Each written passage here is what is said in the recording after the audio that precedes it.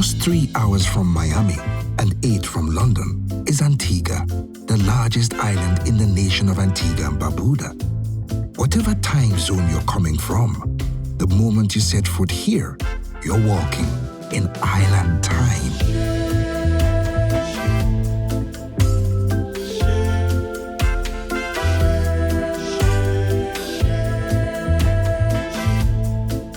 Christopher Columbus claimed this island for Spain when he sailed past in 1493, but he was in too much of a hurry to stop.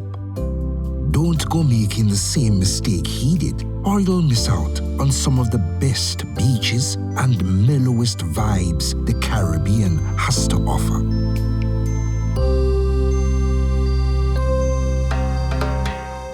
Antigua's capital is St. John's, built by British traders 150 years after Columbus first rushed by. High on the hill, the big church looks down upon a town of plantation shutters, iron roofs, and colors as bright as our spirit. Mix up a little history and shopping down by the city's quays, where old shop houses have been given new life as cafes, bars, and duty-free boutiques.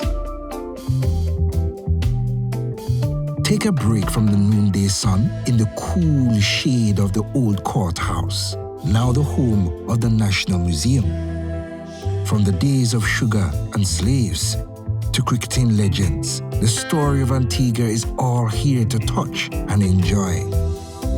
Spend a lazy afternoon walking the ramparts of the harbor's fortifications, whose cannons made sure that pirates and other mischief makers stayed well out to sea.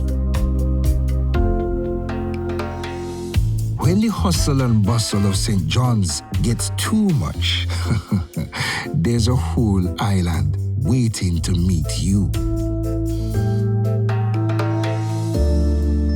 Just to the north of St. John's, you'll find Runaway Beach and Dickerson Bay. These beaches have everything a sophisticated beachcomber could need, from the purest sands to some of the finest resorts in all the West Indies. And the sunsets are pretty fine too. On the island's eastern side, spend an hour or two at Betty's Hope, the queen of all Antigua's sugar plantations. The island was once covered with over 100 mills just like this, whose great sails turn slowly in the trade winds, each one crushing up to 200 tons of cane per week. A few miles east from Betty's Hope, feel the power of the trade winds again at Devil's Bridge, a natural arch carved by Atlantic waves pushed all the way from Europe.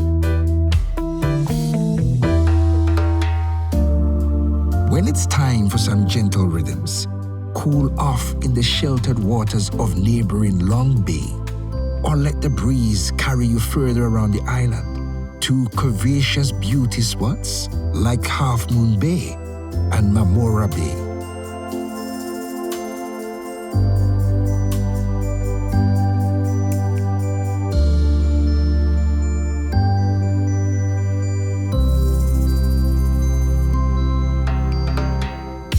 Sooner or later, you'll wind up at English Harbour, once one of the Royal Navy's most important bases.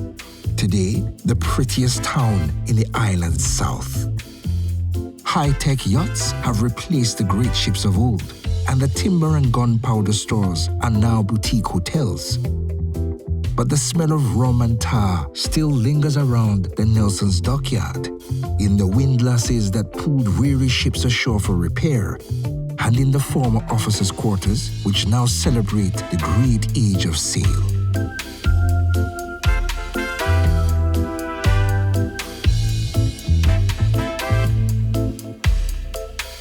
Head up the hill to Clarence House and share the same views that admirals, governors, and visiting royalty once enjoyed.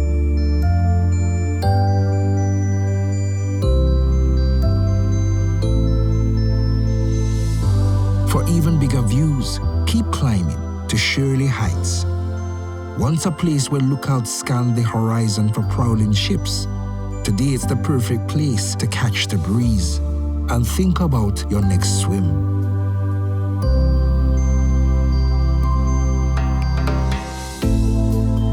From English Harbour back to St. John's, it's just one perfect beach after another. Pigeons Point Beach is alive with local laughter.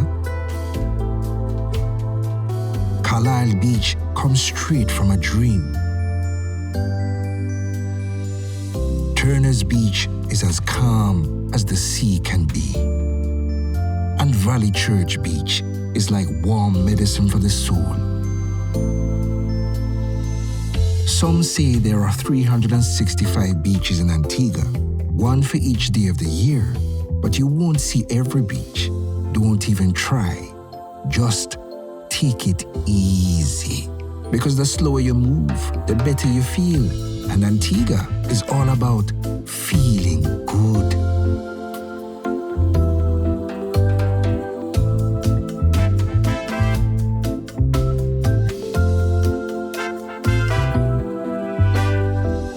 For thousands of years, Antiguans have called this island Waladli, which means our place.